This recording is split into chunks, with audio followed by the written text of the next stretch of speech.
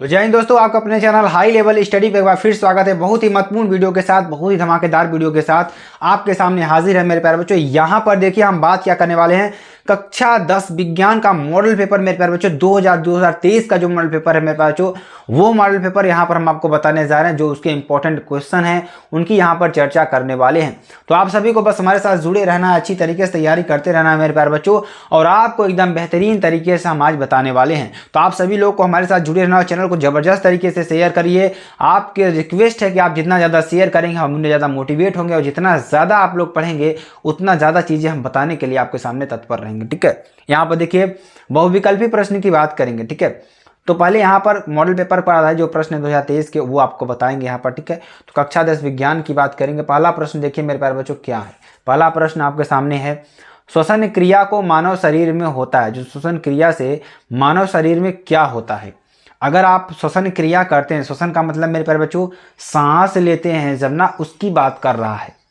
ठीक है, जब आप श्वसन क्रिया से मानव शरीर में क्या होता है, कोशिकाओं का निर्माण, ग्लूकोज का ऑक्सीकरण, प्रोटीन का निर्माण या ग्लूकोज का निर्माण। तो यहाँ पर अगर आंसर की बात करेंगे मेरे प्यारे बच्चों तो क्या होगा आंसर, ग्लूकोज का ऑक्सीकरण। क्या होता है, ग्लूकोज का ऑक्सीकरण होता है। ठीक है, अगला क्वेश्चन देखिए, ऑक्सी श्वसन में, किसमें, ऑक्सी श्वसन में ग्लूकोज का एक अणु उत्पन्न करता है एटीपी के। एटीपी के कितने अणु उत्पन्न करेगा ग्लूकोज।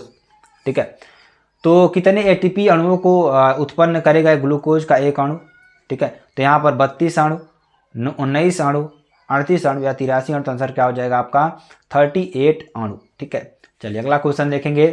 एक पारदर्शी पदार्थ, पारदर्शी मतलब कि उसकी एक कोई पदार्थ आपके सामने रख दिया जाए, तो उस पदार्थ की इस पार से उस पार आप देख सकें आसानी से, उसे हम क्या कहते हैं, पारदर्शी। देख सकें, कुछ चीज़ें तो होती ना दिखाई देती है, जैसे आपका मिरर हो गया, शीशा हो गया। अगर शीशा को हम पीछे की तरफ पेंट ना करें तो वो एक तरफ से दूसरी तरफ आसानी से उसमें हम देख सकते हैं। ठीक है, जिसे आप क्या कहते हैं, पारदर्शी कहते हैं।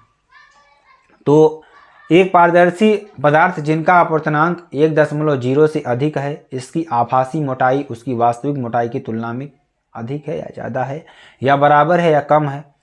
तो या बराबर है या अधिक है या कम है या शून्य है। 4 ऑप्शन आपको दिख रहा है, तो आंसर क्या हो जाएगा आपका सी नंबर आंसर हो जाएगा।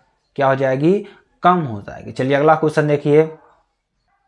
अगला क्वेश्चन देखिए मेरे प्यारे बच्चों, लेड सेकेंड नाइट्रेट के घोल में पोटेशियम आयोडाइड का घोल मिलाने पर किस रंग का अवक्षेप प्राप्त होता है। तो यहाँ पर देखिए 4 ऑप्शन आपको मिलेगा, पीला, नीला, लाल, भूरा। तो आंसर क्या हो जाएगा आपका पीला। क्या हो जाएगा, पीला। ठीक है, चलिए अगला क्वेश्चन देखिए।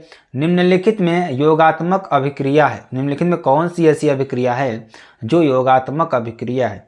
ठीक है, तो यहाँ पर देखिए Zn+H2SO4 या ZnSO4 या 2KBr+Cl2 बराबर क्या बन रहा है, 2KCl+Br2 बन रहा है, या 2H2+O2 बराबर क्या बन रहा है, 2H2O बन रहा है। देखिए यहाँ पर योग हो रहा है, क्या हो रहा है, योग हो रहा है। किसका, H2 और ऑक्सीजन का, यानी हाइड्रोजन और ऑक्सीजन क्या हो रहा है, योग हो रहा है। ठीक है, तो यहाँ क्या हो जाएगा 2H2O हो जाएगा। ठीक है, और 2HGO या इसमें देखिए अलग हो रहे हैं 2Hg+O2, तो यहाँ पर योगात्मक अभिक्रिया क्या हो जाएगा, सीधा सीधा आपका 2H2+O2 बराबर 2H2, ये आपका योगात्मक अभिक्रिया हो जाएगा। ठीक है, अगला क्वेश्चन देखिए, अति लघुत्तरीय प्रश्न की बात करेंगे जो कि मेरे प्यारे बच्चों आपके लिए बहुत ही इंपॉर्टेंट है। भोजन के पाचन में किस प्रकार की अभिक्रिया होती है, जो भोजन का जो आपका पाचन होता है उसमें किस प्रकार की अभिक्रिया होती है। तो 4 ऑप्शन आपको मिलेगा, भोजन के पाचन में वियोजन अभिक्रिया होती है। क्या होती है, वियोजन की अभिक्रिया होती है। ठीक है, अगला क्वेश्चन देखिए, किस नियम पर, कौन सा नियम है, नियम पर रासायनिक समीकरण का संतुलित करना आधारित है। ऐसा कौन सा नियम है जिस नियम पर रासायनिक समीकरण का संतुलित करना आधारित है। तो रासायनिक समीकरण का संतुलित करना द्रव्यमान संरक्षण के नियम पर आधारित है। ठीक, किसके नियम पर, द्रव्यमान संरक्षण के नियम पर आधारित होता है मेरे प्यारे बच्चों। ठीक है, अगला देखिए, कोशिका में जीन कहाँ स्थित होते हैं। जो कोशिका होती है उसमें जीन कहाँ उपस्थित होते हैं मेरे प्यारे बच्चों, तो जीन गुणसूत्रों पर पाए जाते हैं। कहाँ पाए जाते हैं, गुणसूत्रों पर पाए जाते हैं। ठीक है, पारिस्थितिकी पिरामिड किसे कहते हैं, जो पारिस्थितिकी पिरामिड होते हैं उसे किसे कहते हैं।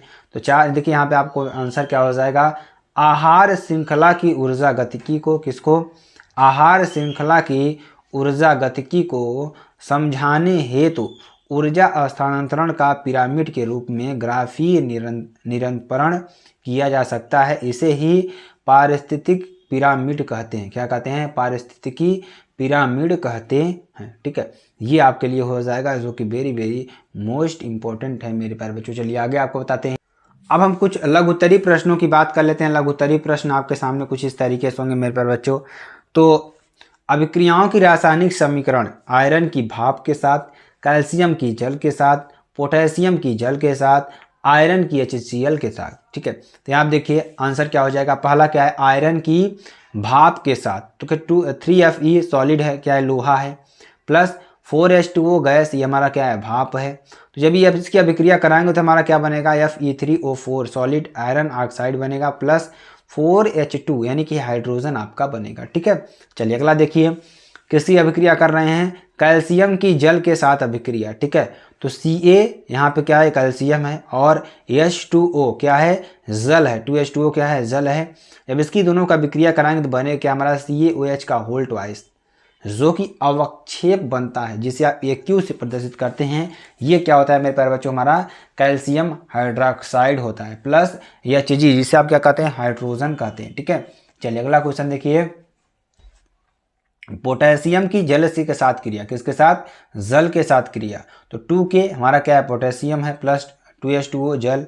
जब इसकी अभिक्रिया कराते हैं तो क्या बनेगा? 2KOH एक्वा, यानी कि पोटेशियम हाइड्रोक्साइड, जो कि अवक्षेप होता है, H2 हाइड्रोजन बनेगा। ठीक है, Fe क्या है? हमारा सॉलिड है, प्लस 2HCl हाइड्रोक्लोरिक अम्ल। जब इसकी अभिक्रिया कराएंगे तो बने क्या हमारा? FeCl2 plus H2। ठीक है, जिसे कहते हैं आयरन क्लोराइड, और हाइड्रोजन आपका बनेगा। चलिए कुछ दीर्घोत्तरीय प्रश्नों की बात कर लेते हैं मेरे प्यारे बच्चों। तो सजीवों में प्रजनन को संक्षिप्त में समझाइए। सजीवों में जो प्रजनन होते हैं उसको आपको संक्षिप्त में समझाना है। तो वह प्रक्रम जिसमें सजीवों की एक पीढ़ी दूसरी पीढ़ी को उत्पन्न करती है, ऐसा प्रक्रम जिसमें सजीवों की एक पीढ़ी दूसरी पीढ़ी को क्या करती है? उत्पन्न करती है, प्रजनन कहलाती है। यह सजीवों के सबसे महत्वपूर्ण गुण होते हैं। ठीक है, चलिए आगे आपको बताते हैं। इसकी दो विधियां होती हैं, पहला अलैंगिक जनन, दूसरा लैंगिक जनन। तो अलैंगिक जनन क्या होता है? इस प्रकार के जनन में नर तथा मादा युग्मकों का निर्माण नहीं होता है। इसमें क्या होता है? नर और मादा युग्मकों का निर्माण नहीं होता है। एक ही जीव समसूत्री विभाजन विधि से जनन करता है। इसमें जीव स्वयं गुणित होते हैं। जीव क्या होते हैं? स्वयं गुणित होते हैं और नए जीव जन्म देते हैं। ठीक है, आगे चलिए। इसकी जो निम्न विधियां हैं कौन कौन सी? विखंडन, मुकुलन, बीजाणुओं द्वारा जनन, खंडन, कायिक प्रवर्धन। ठीक है, इसकी सारी विधियां हैं। लैंगिक जनन की बात करेंगे तो इस प्रकार के जनन में नए जीव की उत्पत्ति नर युग्मक तथा मादा युग्मक के संयुग्मन से प्राप्त युग्मनज से होती है। ठीक है, तो नर युग्मक तथा मादा युग्मक क्रमशः वृषण तथा अंडाशय में बनते हैं, जो निषेचन की प्रक्रिया द्वारा मिलते हैं। ठीक है, तो आई होप मेरे प्यारे प्रश्न बहुत ज़्यादा आपको पसंद आए होंगे और आपको बहुत ज़्यादा अच्छे लगे होंगे। तो आपको वीडियो पसंद आती है चैनल को लाइक, शेयर, कमेंट, सब्सक्राइब कर सकते हैं। फिर मिलते हैं नेक्स्ट वीडियो में नए टॉपिक के साथ। अब तक के लिए जय हिंद, जय भारत।